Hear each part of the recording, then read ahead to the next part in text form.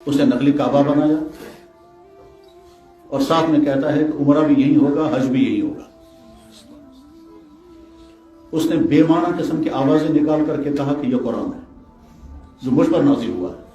دین کے شڑ کو کالا کر کے کہتا ہے یہ کعبہ ہے، اور ساتھ میں وہ یہ کہہ رہا ہے کہ صاحب اس میں عمرہ بھی ہوگا اور حج بھی ہوگا، اور عمرہ 7 دن کا ہوگا۔ لیکن اس کے ساتھ جڑے ہوئے لوگ، کس آدمی نے کیا کیا کیا ہے، ہو سکتا ہے کچھ لوگوں کا ایمان ختم ہو گیا ہوگا، ان کے نکاح ختم ہو گیا۔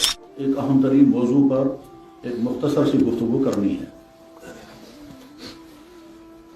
ابھی پچھلے 2-3 دنوں میں یہاں کے سوشل میڈیا پر ایک علاقے کے ایک شخص کے بارے میں جو صورتحال سامنے آئی ہے وہ شاید اکثر لوگوں کو معلوم ہوگی۔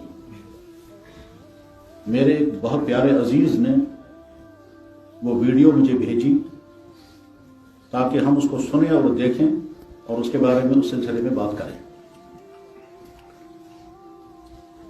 یہ شخص جس نے وہ سب کچھ کیا ہے جو آپ میں سے بہت سارے لوگوں کو معلوم ہوگا، اس کا خلاصہ یہ ہے کہ وہ اس نے نقلی کعبہ بنایا اور ساتھ میں کہتا ہے کہ عمرہ بھی یہی ہوگا، حج بھی یہی ہوگا۔ اس نے بے معنی قسم کی آوازیں نکال کر کے کہا کہ یہ قرآن ہے جو مجھ پر نازل ہوا ہے۔ اس نے کہیں سے پتھر لائے اور پتھروں کو لا کر دکھاتا ہے کہ اس میں کلمہ لکھا ہے، اس میں محمد لکھا ہے، اس میں یہ لکھا ہے، حالانکہ وہ پتھر ہے اور پتھروں میں کچھ نظر نہیں آتا۔ یہ اور اس جیسی بہت ساری چیزیں اس نے کہی۔ اس سلسلے میں پہلی بات یہ ہے کہ میڈیا کے ان بھائیوں نے جنہوں نے اس کو ہائی لائٹ کیا، ان کو ہم اپریشیٹ کرتے ہیں۔ دوسری بات یہ ہے کہ یہ وہ سچائی ہے جس کی خبر ہم کو 1400 سال پہلے جناب رسول اکرم صلی اللہ علیہ وسلم دی ہے کہ اس طرح کے فتنے آئیں گے۔ جیسے اس شخص نے یہ احمقانہ دعوے کیے جو انڈائریکٹلی نبوت کا دعویٰ ہے، اور ساتھ میں یہ بھی کہتا ہے کہ میں ان پڑھ ہوں، اور بے معنی قسم کی آوازیں نکال کر کہتا ہے یہ قرآن ہے جس کا کوئی مطلب ہی نہیں۔ دین کے شڑ کو کالا کر کے کہتا ہے یہ کعبہ ہے، اور ساتھ میں وہ یہ کہہ رہا ہے کہ صاحب اس میں عمرہ بھی ہوگا اور حج بھی ہوگا، اور عمرہ 7 دن کا ہوگا، عمرہ 7 دن کا ہوگا، اور وہ سب کچھ ادا ہو جائے گا۔ جو وہ اس طرح کی گمراہیاں پھیلانے والے افراد آئیں گے دنیا میں، اور اللہ کے نبی علیہ السلام نے ارشاد فرمایا ہے۔ ابھی چند سال پہلے ہمارے ہمسائے ملک میں ایک صاحب نکلے تھے، اس کا نام تھا گوہر شاہی، اور المیہ یہ ہے کہ اس کا خاندان کشمیری ہے۔ اس کا باپ یا دادا کشمیر سے فرار ہو کر کے گیا تھا اس علاقے میں، اور یہ شخص جو ہے وہ ویلڈنگ کرنے والا تھا۔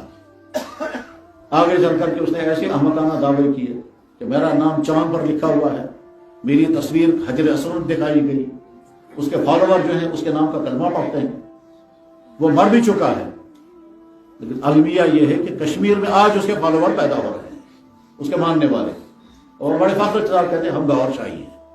وہ مر بھی چکا، اور وہاں کے علماء نے ڈکلیئر کر دیا کہ یہ مکمل کافر و زندیق ہے، اور آج یہاں کچھ لوگ اس کے نام کی طرف دعوت دے رہے ہیں، اس کو فالو کر رہے ہیں۔ اس سے پہلے مرزا غلام محمد قادیانی نے نبوت کا دعویٰ کیا تھا، مسیح کا دعویٰ کیا تھا، مہدی کا دعویٰ کیا تھا، وغیرہ۔ تو اللہ کے نبی علیہ السلام نے فرمایا کہ ایسا ہوگا۔ بہت بڑا المیہ یہ ہے کہ امت مسلمہ کی ایمانی اور علمی سطح اتنی نیچے ہے کہ اس طرح کے فراڈ انسانوں کو بھی فالوور مل جاتے ہیں، اس طرح کے انسانوں کو بھی ماننے والے مل جاتے ہیں۔ اب اس وقت ہمیں کوئی ڈیٹیل میں بات نہیں کرنی ہے، کوئی اشتعال انگیز بات نہیں کرنی ہے۔ اس سلسلے میں پہلی بات یہ ہے کہ وہ شخص تو یقیناً اسلام سے خارج ہے، اس میں تو کوئی شک ہی نہیں ہے، لیکن اس کے ساتھ جڑے ہوئے لوگ، کس آدمی نے کیا کیا کیا ہے، ہو سکتا ہے کچھ لوگوں کا ایمان ختم ہو گیا ہوگا، ان کے نکاح ختم ہو گئے ہوں گے، اور ہو سکتا ہے کچھ لوگوں نے اتنی زیادہ غلطی نہیں کی ہوگی جس کی بنا پر ان کا ایمان بچ گیا ہوگا اور ان کا نکاح بھی بچ گیا ہوگا۔ اس کے ماننے والوں میں کس کا ایمان ختم ہو چکا ہے، کس کا نکاح ختم ہو چکا ہے، یہ تو ظاہر ہے یہاں بیٹھ کر اس کا فیصلہ نہیں ہوگا. یہ تو ایک ایک آدمی کی ڈیٹیل سے بات سمجھنی ہے، سننی ہے، پھر پتا چلے گا کہ آپ نے اس کو فالو کیا تو کس درجے میں، آپ نے اس کی کون کون سی بات مانی ہے، زبان سے کیا بولا ہے، تمہارے دماغ میں اس کے متعلق کیا سوچ بنی تھی، یعنی تم اس کو تصدیق کر رہے تھے، تکذیب کر رہے تھے، تم نے اس کی بات کو کتنا ہضم کیا، کتنا اپنے دل میں بٹھایا. اس کے بعد فیصلہ ہوگا کہ کس کا ایمان بچا ہے، کس کا ایمان ختم ہو گیا ہے، کس کا نکاح ختم ہو گیا ہے. مجھے بہت سارے علماء پوچھ رہے تھے کہ اللہ جناب ان کے نکاحوں کا کیا ہوگا، اس کے گھر والوں کا کیا ہوگا. تو میں نے ان سے سنجیدگی سے کہا کہ اتنا عام آسان معاملہ نہیں ہے. اس طرح کے معاملات کو سامنے بیٹھ کر کے ڈیل کرنا ہوتا ہے اور ایک ایک آدمی کی بات سننی ہوتی ہے اور اس کے بعد فیصلہ کرنا ہوتا ہے کہ یہ ایمان میں باقی ہے، یہ ایمان سے باہر نکل گیا. خدا نہ خواستہ کوئی انسان ایمان سے نکل چکا ہو اور ہم اسے کہیں گے یہ اب بھی مومن ہے تو غلط. اور اگر کوئی انسان مومن ہے، ابھی ایمان کے دائرے میں ہے، اور ہم اسے ڈکلیئر کر دیں کہ صاحب یہ کافر ہو گیا تو بہت خطرناک ہے. خطرناک اس لیے ہے کہ اللہ کے نبی علیہ السلام نے فرمایا جب تم کسی انسان کو کہو گے کافر، اگر وہ کافر نہ ہوا تو تم کافر بن جاؤ. یہ بخاری میں حدیث. من قال لأخيه یا کافر فقد باء به احدهم. اس لیے ہمارے علماء بہت محتاط رہتے ہیں اس معاملے میں کہ فوراً کفر کا فیصلہ نہیں کرتے. ہماری ڈیوٹی یہ ہے کہ ہم ایمان والوں کو ایمان پر جمائیں اور دوسروں کو ایمان کی دعوت دیں، نہ کہ کھٹاکھٹ کسی کو کافر ہونے کا فیصلہ سنائیں. لیکن جب کوئی کافر ہو جائے گا تو اس کو کافر کہنا ضروری ہے، اور اگر کوئی کافر نہیں ہوگا تو جلد بازی میں، غلط فہمی میں، سطحی سوچ کی بنیاد پر اشتہار میں کسی کو فوراً ڈکلیئر نہیں کرنا ہے کہ وہ کافر ہے. تو وہاں جو لوگ اس کو فالو کر رہے تھے ان کو اپنی ایمان کی فکر خود کرنی ہوگی. وہ خود کسی مستند عالم سے ملیں گے اور ان کو جا کر کہیں گے کہ صاحب میں نے یہ کیا ہے، اب مجھے بتاؤ میرا نکاح رہا ہے یا نہیں، میں مسلمان ہوں یا میرا کفر ہو گیا، اگر مجھ سے کفر ہو گیا ہے تو آگے مجھے کیا کرنا ہے، اور اگر میرا نکاح ختم ہو گیا ہے تو مجھے آگے کیا کرنا ہے. یہ تو ان کا کیس ہے. جس شخص نے یہ جرم کیا ہے یہ اس شخص کا جرم ہے، نہ کہ اس کے گھر والوں کا. اب اس کے گھر والوں کو لوگ جا کر کے ستائیں گے، ان کو تانا دیں گے، خدا نخواستہ ان کے مقام کو آگ لگائیں گے، تو یہ اسلام نہیں ہے. اسلام یہ کہتا ہے کہ جب اس طرح کا کوئی کیس ہوگا تو امیر المومنین اس کو ڈیل کرے گا. لوگ اپنے ہاتھ میں قانون نہیں لیں گے. یہ جو مزاج بنا ہے کہ کسی نے کچھ کیا تو ہم فوراً عوام اٹھ کر کے اور کوئی قدم اٹھائے گی یا اشتعال پیدا ہوگا اور وہ کریں گے جس کا اسلام نے اجازت ہم کو نہیں دی ہے. تو غرض یہ کہ اس شخص کا معاملہ کیا ہوگا یہ الگ ہے. ان لوگوں کا معاملہ کیا ہوگا کہ جن لوگوں نے اس کو فالو کیا ہے، اس کے ساتھ جڑے ہیں، اس کی باتیں مانی ہیں، ان کے دعووں پر یقین کیا ہے، اس کو سچ جانا ہے، ان کا ایمان کس کا بچا ہوگا کس کا نہیں بچا ہوگا یہ ان لوگوں کو فیصلہ کرنا ہے. البتہ وہاں کے لوگوں کی ذمہ داری یہ ہے کہ کم سے کم ان لوگوں کو جو اس میں مبتلا ہو گئے ہیں ان کو سمجھائیں کہ بھائی اپنی ایمان کی فکر کرو، اور ان کے گھر والوں کو کوئی تکلیف نہیں ہونی چاہیے، ان کا کوئی قصور نہیں ہے. اور اس طرح کے کیس میں کرنا یہ ہوتا ہے کہ ان کے گھر والوں سے پوچھا جائے کہ تمہارا یا باپ یا تمہارا بھائی جو بھی تمہارا رہا ہے اس کے بارے میں تمہاری سوچ کیا ہے، تمہاری رائے کیا ہے. جب پھر ان کو بتایا جائے گا کہ اس نے غلطی کی ہے اور وہ جرم کیا ہے، ہو سکتا ہے وہ گھر والے اسے کہیں گے کہ صاحب ہمارا تو اسے کوئی تعلق نہیں. مثلاً اگر وہ مستورات ہوں گی، ان مستورات کو کیا پتا ہوگا. یہ تو ہے اس مسئلے کا ایک پہلو. دوسرا پہلو یہ ہے کہ عام مسلمان کو سمجھنا چاہیے کہ ہمارا ایمان، ہمارا علم اتنا کمزور ہو گیا ہے کہ ہم کسی کو فالو کرنے کے لیے تیار ہو جاتے ہیں.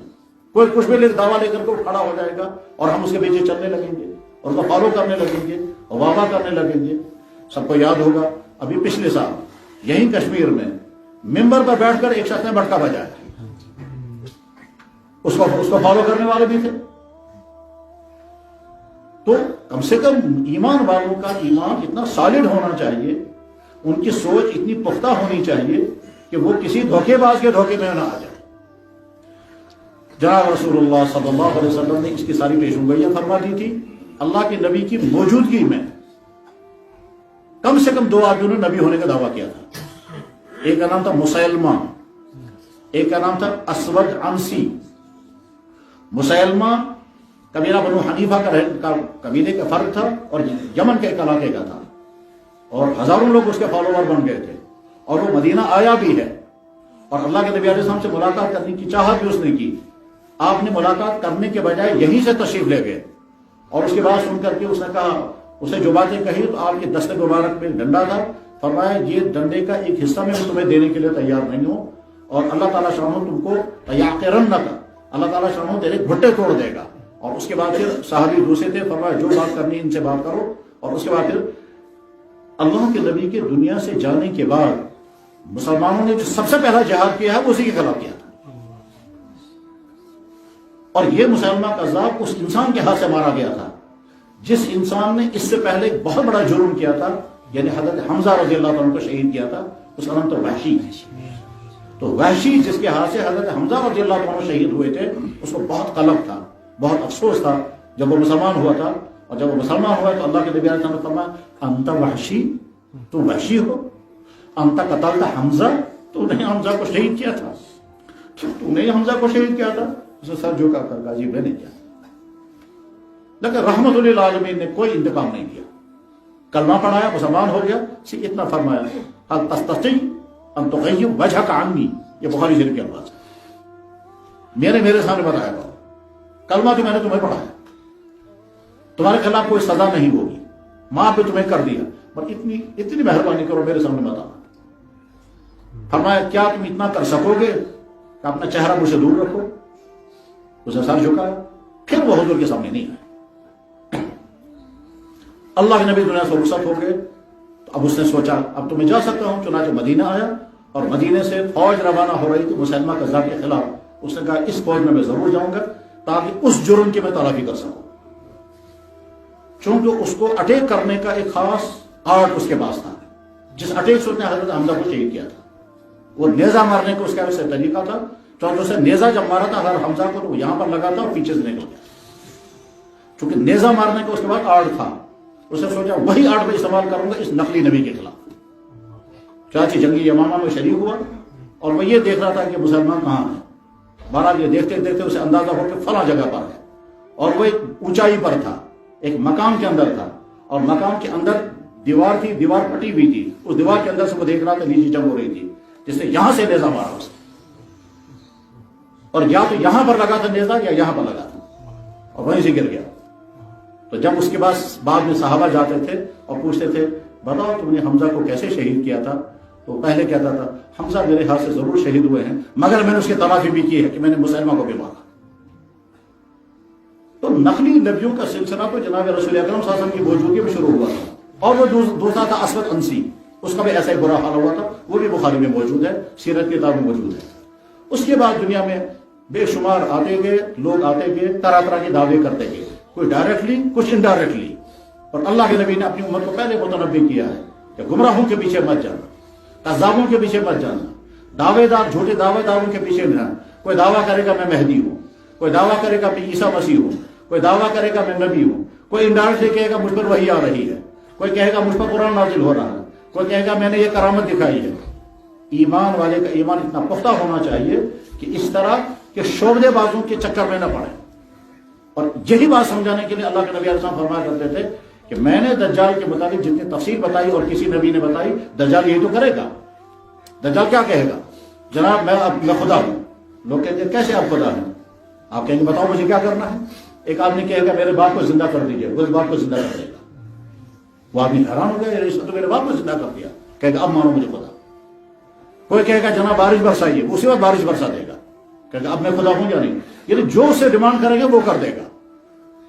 لہذا بے شمار لوگ اس کو ماننے والے بن جائیں گے یہ تو خدا ہے، لیکن ایمان والوں کو محسوس ہوگا بھائی یہاں پر لکھا ہوگا کافر، اور اللہ کے نبی ایسا نے فرمایا ٹھیک۔ تو اس وقت جو مضبوط ایمان والے ہوں گے، جو اس طرح کے دھوکوں میں پڑنے والے نہیں ہوں گے، وہ اپنے ایمان کو بچا لیں گے، ورنہ جو کمزور ایمان والے ہوں گے، کچے ایمان والے ہوں گے، توہم پرست ہوں گے، کسی کے پیچھے چلنے والے ہوں گے، وہ اس کو بھی فالو کر لیں گے، اس کو بھی ماننے والے بن جائیں گے۔ اسی لیے اللہ کے نبی نے فرمایا کیا؟ سورہ کہف کی تلاوت کرو جمعے کے دن، دجال کی فتنوں سے محفوظ رہو گے۔ یہ وہ دجال کا فتنہ۔ ایک آدمی سامنے آ کر کے تماشے دکھا رہا ہے اور لوگ ماننے والے بن گئے، اور وہ کہہ رہے ہیں جناب میرا مسئلہ حل ہو گیا، اس سے مجھے اولاد نہیں تھی، اس کے ذریعے سے اولاد ملی، میں بیمار تھا، اس کے ذریعے سے شفا ملی۔ میرے بھائی کسی کے ذریعے سے شفا ملے، کسی کے ذریعے سے اولاد ملے، نادانی ہے یہ، کیسے ہو سکتا ہے؟ ہاں شیطان دھوکہ دے گا، اولاد دی ہوگی اللہ نے، کہے گا اس نے مجھے دے پائی، شفا دی ہوگی اللہ نے، کہے گا اس نے مجھے دی، ٹھیک۔ تو جو کام اللہ نے کیا ہوگا اس کو منسوخ کرے گا اس کی طرف، یہی تو کفر ہے۔ بارش برسائیں اللہ اور کہیں گے نہیں